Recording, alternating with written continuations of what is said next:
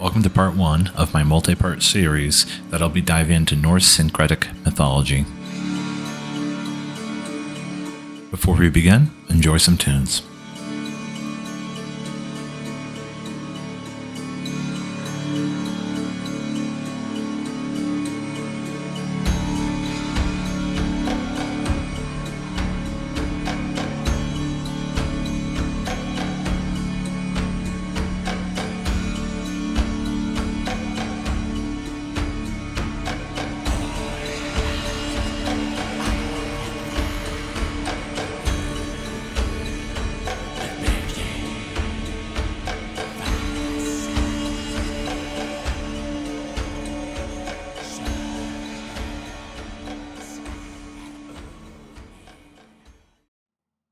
Syncretism, the combination of different forms of belief or practice. Comparative mythology. The comparative study of mythologies reveal the transnational motifs that unify spiritual understanding globally. The significance of this study generates a broad sympathetic understanding of these stories in human history. The similarities of myth remind humanity of the universality in the human experience. The aim here is to highlight the syncretic and comparative mythological elements of the Nordic world with other cultures and our own. It's also to show how mythology, as we call it today, carries more information on who we were, who we are, and who we will be than what's really been taught to us throughout history. Now, we will examine a few manuscripts, texts, over the last 700 years that make up the compendium of knowledge on the Norse gods, traditions, stories, archetypes, everything. But first, before all that, I'd like to prove out my previous statement about syncretism and collective mythology by addressing even just the few days of the week that we call Tuesday, Wednesday, Thursday, Friday, and understand the phonetic elements that go into these words and why we do certain things on certain days of the week. Now let's get into it. Again, I would like to really ingratiate into the listener here that the point of this presentation is to talk about syncretism.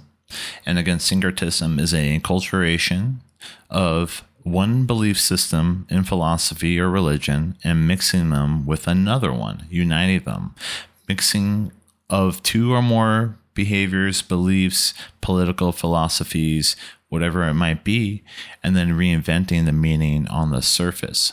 So, again, syncretism and enculturation has been a constant theme throughout human history. And my point here by talking about the days of the week, just even 3 of them, is to really show and highlight the very importance of understanding our history. And often this is easily done through the study of mythology and comparative mythology. So now, let's start with Tuesday. By saying it's Tuesday, we are acknowledging it's Tyr's Day. T-Y-R. Tyr's Day. Tyr is a son of Odin. Tyr is known as the Norse deity of war.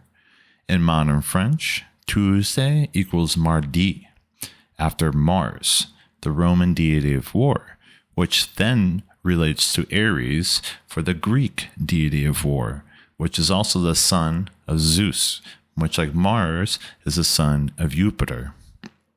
Again, these are the sons of the chief deities of these cultures. And if we think further back, we get hints at this deity Mars, Mardi, Tyr, as someone known as Marduk in Babylonian times. Something we won't touch on right now, but certainly I will as the series continues. By saying it's Wednesday, we are declaring to be Woden's Day. We will explore Odin, who is known as Woden, in just a moment.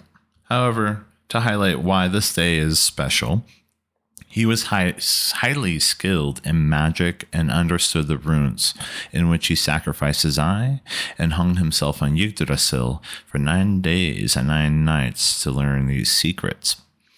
Wednesday is considered a night of magic, so I implore you to explore the patterns in your own life and seek how your own Wednesdays might have been filled with ritual and magic in the past. The midweek evening was highly regarded by the Druids, who held and met hands in a circle, chanted and incanted spells around a burning cross. Also a symbol of Odin. Think of him on the world tree here. And also, think of the Ku Klux Klan. They still call their leaders wizards and borrow the term from the Celtic terminology of clan, which is a social unit in Scotland. The Ku Klux Klan made up the name Greek kuklos. Kyklos means circle clan. So again, these names, these terminologies all come from deeper, older traditions, and it's very important to understand where this comes from so you can understand where things are going. It's important to note that Wednesday used to be called Mercury Dies, Mercury's Day. We will touch later on this in the series, but Mercury, Loki, Hermes all have an association to much older unified personality, but now for today we see many names for different personalities being one. For now, we will relay the fact that both Mercury, Hermes, Loki all have magical shoes that enable them to fly. It hints at, again, a similar personality behind these names. Next, we have Thursday, or you guessed it, Thor's Day, another son of Odin and Freya. The Romans honored Jupiter on this day, which was originally Iu Pitar, which is spelled Iu-Pitar, Pitar, meaning Jove's father, or Jove. And pronounce sorry if I'm pronouncing it incorrectly, but Jove or Jove corresponds to Zeus. This is understood in the beginning of the books of the Iliad. The altar of Zeus, which is used at every Olympic game today, is lit by a torch. The altar is shaped by a T. This invokes the emblem many have regarding Thor, the hammer. This would harken back to Tammuz as well, which is another much older Babylonian personality, which is the son of Nimrod and Semiramis. A personality we will learn, again, that has many names and personas. Finally, it's Friday, or better known as Freyja Day. She is the wife of Odin. The Greeks honored her under the name of Aphrodite, the Romans Venus, some Astarte, the Egyptians Isis, and then again, if we go further back, the Babylonians Inanna.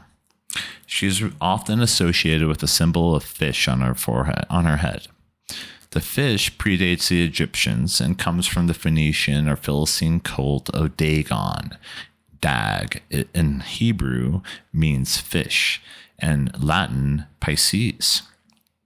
It was chosen because the fish lays hundreds, if not thousands, of eggs, which is a symbol of fertility. Frigga's emblem is a fish. Hence, this is why the Catholics enculturated this into avoiding red meat on this day. It's important to note, once again, through all these days, the pagans at the time, the northern Germanic tribes, were not Christian. So to bring large amounts of these, again, quote unquote, pagans into the religion of Christianity, many of these days that they observe, traditions, all come from much, much older practices that have been carried along for many hundreds, if not thousands of years.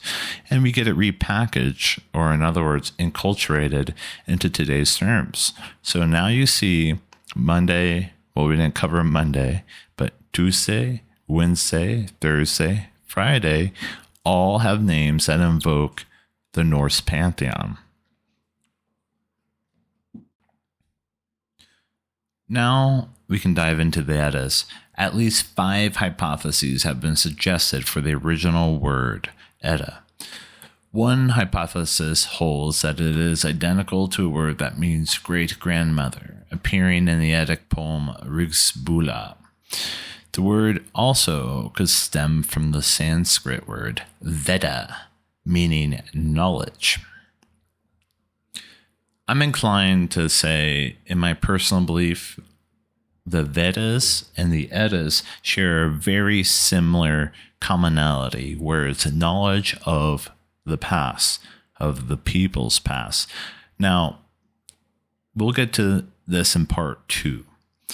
But why I'm leaning towards this is the acknowledgement that both in the beginning of the Norse world, so to speak, Ymir, the primordial giant, was dismembered, just like a Vedic Aryan giant was also dismembered to make the world. So we have two giants who pre-existed the creation of the world in the Vedas and the Eddas, and both are slain again to create this world. So to me, this is a great example of a synchronistic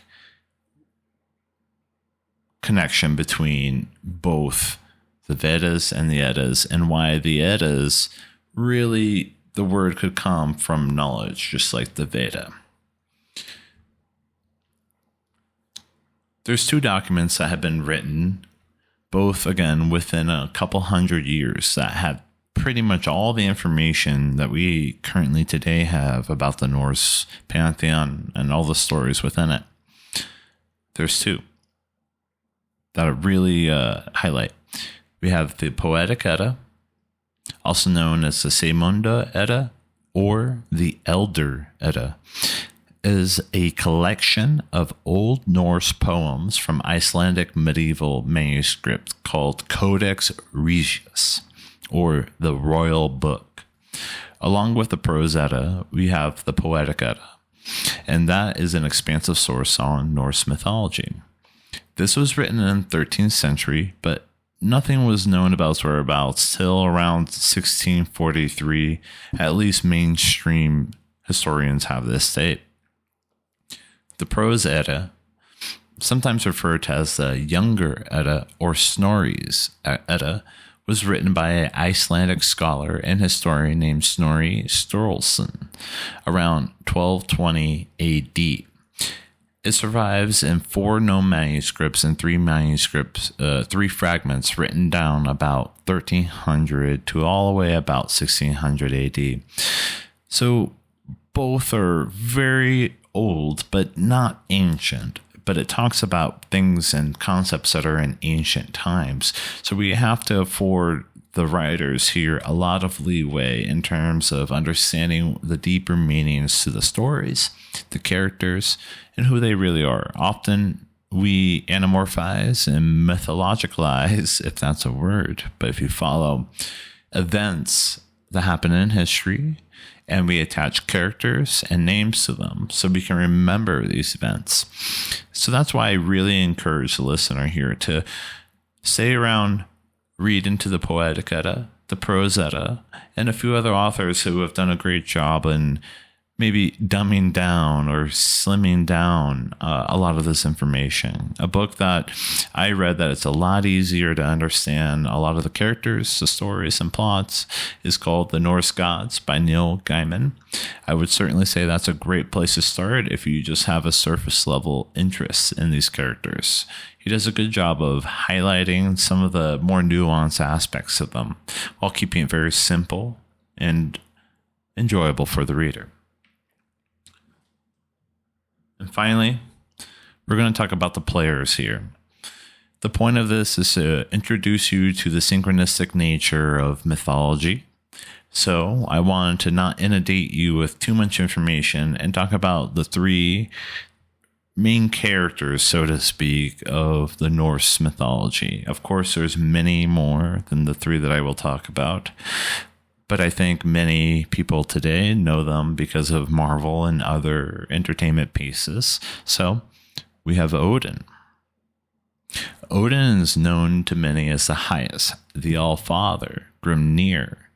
Think Grimoire, as Odin is known for his magics. He is known to have many secrets and wisdom. For the knowledge of runes, for power, he sacrificed himself to himself. Now, this lust for power should hint at this character's deeper motives, I would say. For he hung there for 9 nights and 9 days for this knowledge. And then additionally to this story, he was also pierced by the point of a spear, which wounded him in the side of his ribs, much like another savior figure we have very commonly known as Christ, who was also hung on a cross or a tree, much like Odin was when he was stabbed as well. Odin's accompanied by 2 ravens who traverse the world at all times, whom he calls Hugin and Munin, which is thought and memory, respectively. It seems Odin has dominion of the thought and memory of subjects, and even to this day, we see that effect. Then we also have Thor, Thunderer, where he is straightforward. His father, who is Odin, is cunning, where Thor is good-natured. His father, Odin, is devious. Thor is huge, as he is half giant, red-bearded, and has immense strength, increased with his belt, Mjolnir. His strength is doubled from this piece.